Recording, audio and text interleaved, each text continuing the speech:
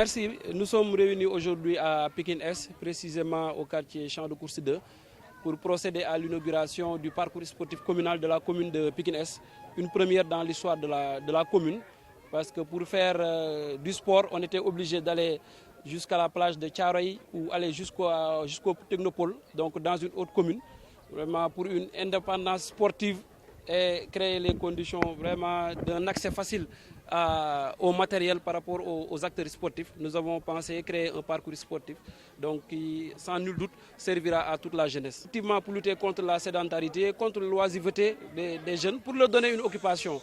Donc nous savons que le sport est un facteur de régulation sociale et je pense que si nous travaillons à pousser tous les jeunes à avoir une activité sportive intensive, donc nous allons lutter en même temps contre l'oisiveté, la sédentarité, mais aussi l'insécurité, parce que ces jeunes-là vont utiliser leur énergie positive pour permettre de régler un très grand problème auquel nous sommes confrontés, particulièrement en période de chaleur, où il y a beaucoup de jeunes qui se déplacent pour aller à la mer et nous avons malheureusement beaucoup de cas de noyades. Donc avec ce parcours sportif, les jeunes n'ont plus besoin d'aller à la plage.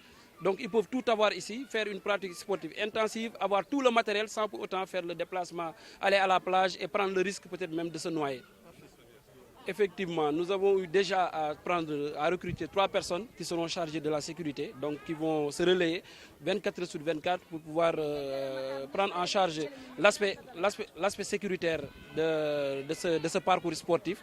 Donc nous avons aussi choisi des moniteurs parce qu'en plus peut-être de ceux qui veulent se spécialiser dans certains sports, comme par exemple ceux qui veulent faire du fitness ou autre, donc on va aussi travailler à faire régulièrement, trouver un coach de gym, un bon moniteur, donc pour amener les jeunes, mais aussi les moins jeunes. Donc au Sénégal, on voit que vraiment les personnes d'un certain âge ne font plus beaucoup de sport.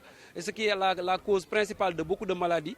Donc et je pense que si nous réussissons à mobiliser toute la communauté autour de ce parcours sportif, on a déjà participé à améliorer l'environnement et le cadre de vie parce que ce lieu-là était utilisé comme dépotoir d'ordures, déversoir d'eau usée et même des fois même pour peut-être y déposer peut-être certaines choses ou voilà pas très catholiques. Donc pour dire simplement qu'aujourd'hui on a réussi à rendre utile cet espace-là, donc pour l'utiliser positivement parce que c'était squatté par des charretiers donc qui l'utilisaient à d'autres fins.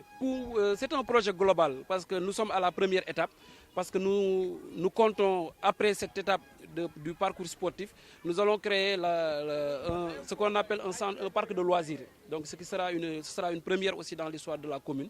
Donc c'est vraiment un projet global dont je ne pourrais pas dire de manière spécifique le coût de ce sous-projet parce que c'est un sous-projet dans le cadre d'un projet global.